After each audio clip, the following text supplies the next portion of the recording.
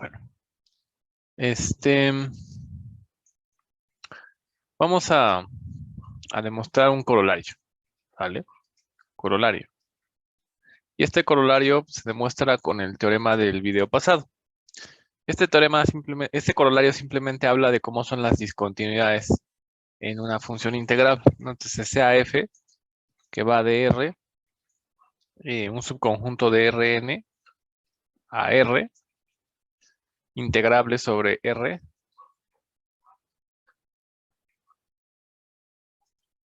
entonces, se tiene que cumplir, ¿no? Que el interior del conjunto de discontinuidades de la función sobre el rectángulo es igual al vacío, ¿no? Aquí le regreso porque ese vacío no quedó bien. Donde d de f de R son los x's que viven en Rn, aquí es R mayúscula,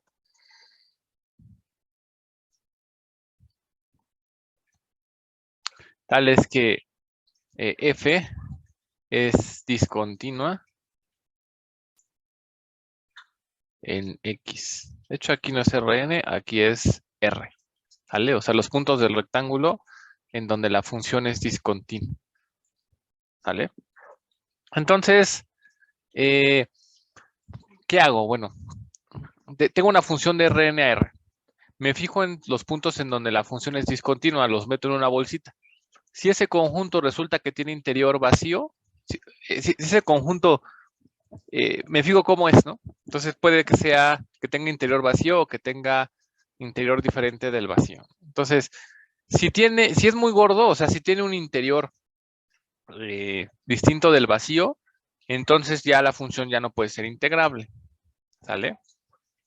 Porque es como una condición necesaria, ¿no? O sea, necesariamente para que una función sea integrable, el conjunto de discontinuidades tiene que tener interior vacío. Si su interior ya es diferente del vacío, pues entonces ya podemos saber que la función no es integrable. Ahora, esto lo que nos dice es para que la función sea integrable, pues el conjunto de discontinuidades tiene que ser medio flaco, ¿no? O flaco, en cierta medida. Ahora, no significa que si el interior de las discontinuidades es vacío, necesariamente la función tenga que ser integrable, ¿vale? Nada más sabemos que por lo menos se tiene que cumplir esa condición, ¿vale? Entonces, este es un criterio. Este corolario puede funcionar como un criterio para decir cuándo una función no es integrable. Entonces, prueba de esto es sencillo porque se sigue prácticamente del teorema que nosotros demostramos, ¿no? Entonces, lo vamos a hacer por contrapositiva. Supongamos, aquí se pone contrapositiva o contradicción. Déjenme pensar.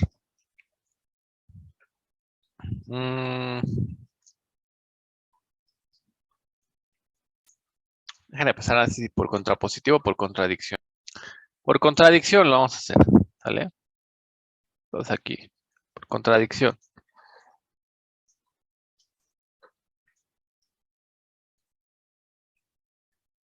¿Vale? Pues supongamos que el interior de las discontinuidades de f de R es diferente del vacío, ¿no? Entonces,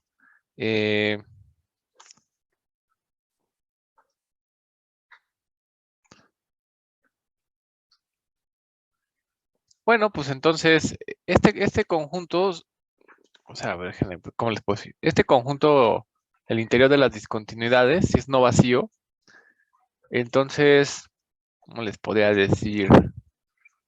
Bueno, sea X que pertenece al interior de las discontinuidades de FR, ¿no?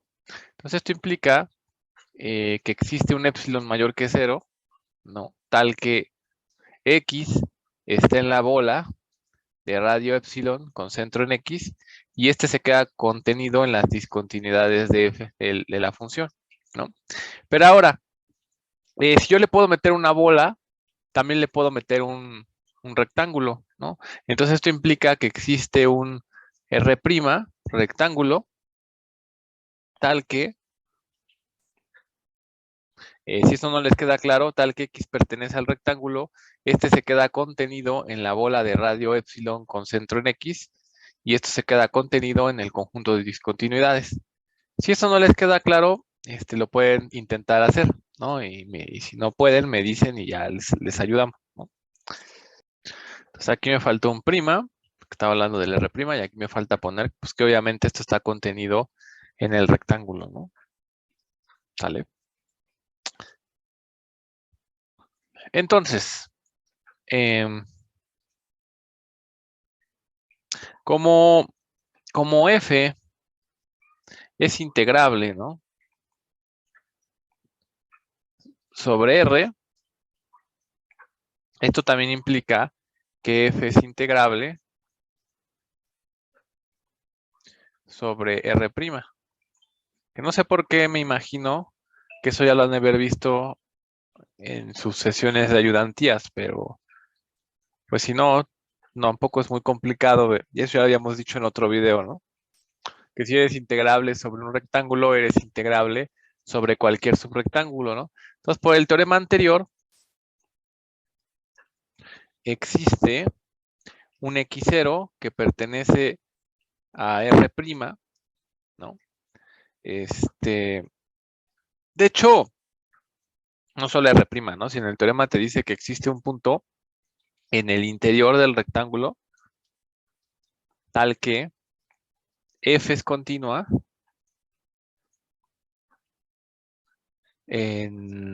bueno, F es continua restringida en R', ¿no? En el punto X0, ¿no? ¿Vale? Bueno, adicionalmente, si se dan cuenta de esta igualdad, R' está contenida en esta bola, ¿no? Entonces eso implica, pues obviamente que el interior de R', de hecho el interior de R' está contenido en R', y entonces esta cosa está contenida en R, ¿no? Entonces lo que estoy diciendo es que tengo una función continua, sé que la función f restringida R' es continua en X0, ¿no? Pero el punto está dentro de un abierto, ¿no? O sea, entonces eso implica, ¿no? Que f es continua en X0, ¿sale?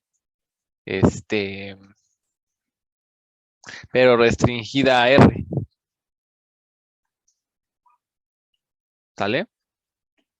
¿Por qué? Porque, o sea, ¿cómo les podría decir? A ver, aquí porque esto a lo mejor como que queda raro, pero no tanto, porque fíjense, o sea, si yo tengo mi punto X0, que está aquí, ¿no? Entonces a lo mejor si el punto fuera un punto de la frontera, ¿no? Piénsenlo de esta manera, pues a lo mejor la continuidad, o sea, es más, si quieren, piénsenlo en dos dimensiones para que no sea tan fácil. Tómenlo aquí, ¿no? Entonces, por ejemplo, yo sé que en la función restringida al R', piensen que este es el R', ¿no? Entonces es continua. Eso significa que si me acerco, o sea, que si yo me acerco por aquí, entonces va a existir más bien, los valores caen en R, ¿no? Entonces si yo me acerco a un valor y doy un epsilon, va a existir una vecindad de radio delta aquí, de tal manera que cuando evalúo los puntos me quedan acá. Pero el tema es que aquí los puntos solamente están en cierta dirección, ¿no? Entonces, esta continuidad no me garantizaría una continuidad en un lado más grande porque, ¿qué pasa con estos que están acá, ¿no? Pero como es continua en un punto que está en el interior, o sea, es continua en un punto que está en el interior, entonces realmente el punto se ve como aquí adentro, está en el interior de R', ¿sale? Y el R pues es algo un poco más grande. Entonces eso lo que me dice es que en un conjunto más chiquito, ¿no? En un conjunto abierto, chiquito, la función es continua, entonces me estoy acercando por todas las posibles direcciones, ¿no? Entonces, como el X0 vive dentro de un abierto contenido en el rectángulo original, ¿no? y ahí sabemos que es continua, entonces podemos afirmar que la función sí es continua en el rectángulo grande. ¿Por qué?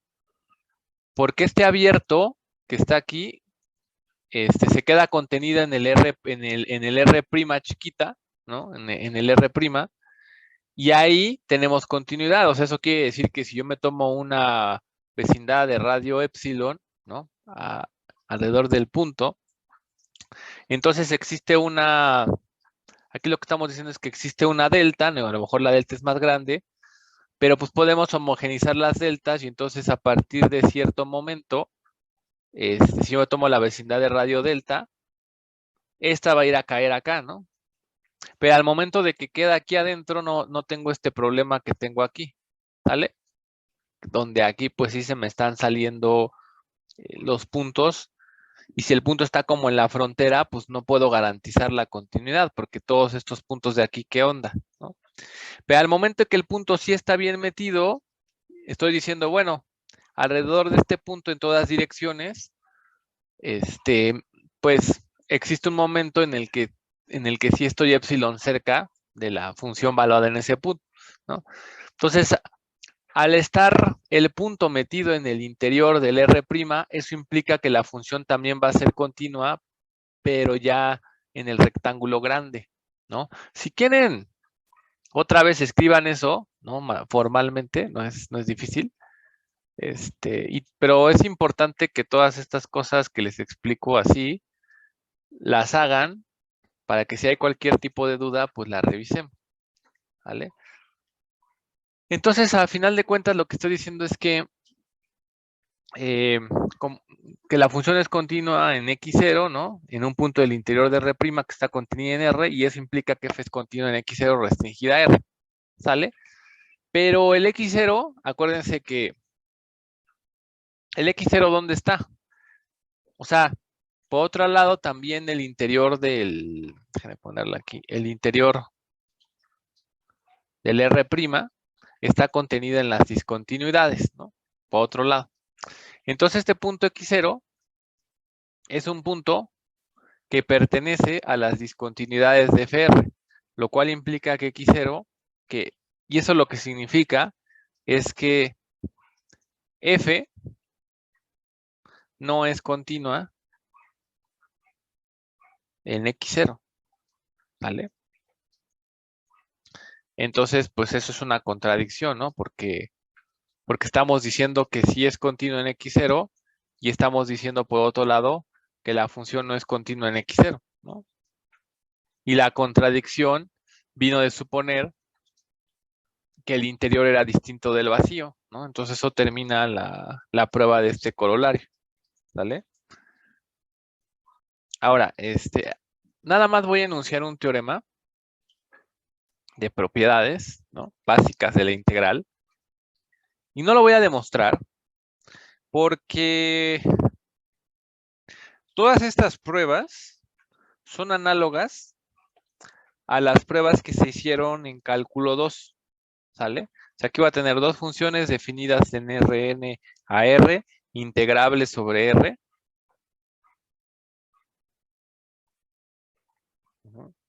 Entonces se va a cumplir lo siguiente, ¿no? O sea, son las propiedades básicas de integración, ¿no? Entonces las vamos escribiendo. 1. F más G es integrable sobre R y además la integral de R de F más G es igual a la integral sobre R de F más la integral sobre R de G. Esta propiedad tiene más que ver con cómo es la suma de los supremos, ¿no? Y cómo es la suma de ínfimos. Porque a final de cuentas, cuando hagan ¿cómo podría decírselos?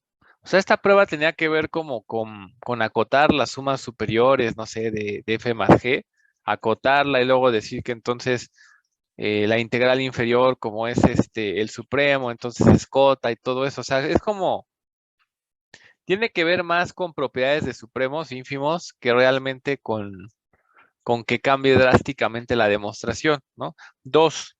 Si C pertenece a R, C por F es integrable sobre R y además la integral de R de C por F es igual a C por la integral de R de F.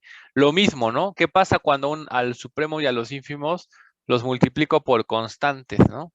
Entonces, chequen la prueba de cálculo 2 y pues va a ser muy, muy análoga, ¿no? A esta. 3. F por G es integrable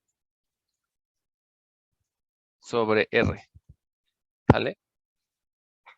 Todas estas son análogas a cálculo 2. 4. Si F de X es positiva, para toda X en el rectángulo, entonces la integral de R de F es mayor o igual que 0, ¿no? Pues ese es muy fácil de hacer, ¿no? O sea, te fijas cómo son... es que, para que vean, por ejemplo, si te fijas en una suma superior de esta, pues esta es la suma desde que K es igual con 1, desde que I es igual con 1 hasta K, ¿no? De MI por la medida de RI, ¿no? Entonces, la medida de RI pues, siempre es algo positivo y el supremo va a ser positivo porque la función siempre es positiva. Entonces, cualquier suma superior es positiva, ¿no? Entonces, para la suma superior le saco entonces aquí ya podemos deducir qué pasa con la integral inferior. O sea, por ejemplo, la integral inferior, ¿qué le pasa? La superior, ¿no? Entonces, la integral superior es el ínfimo, ¿no? Entonces, tiene que ser mayor que esta, ¿no? O sea, por ejemplo, aquí la integral superior de la función, pues tiene que ser mayor o igual que 0, ¿no? Pero esa no es la que me ayuda porque acuérdense que la integral inferior, ¿no? Siempre es menor o igual a la integral y esta es menor o igual a la superior, ¿no? ¿Sale? Bueno, son iguales, ¿no? Cuando la función es de hecho, aquí estamos suponiendo que la función es integrable, ¿no? Déjenme pensar, aquí sí. Sí. Entonces, de hecho ya lo tengo, ¿no? Ya lo tengo porque fíjense aquí, como es integrable, pues ya. O sea, esto es igual a la integral de R de F, ¿no? Y ya demostraron que es positiva. Entonces, esto seguramente lo hicimos en algún momento en cálculo 2, nada más que aquí en vez de poner la medida de RI, pues probablemente puse, ¿qué vendría siendo XK menos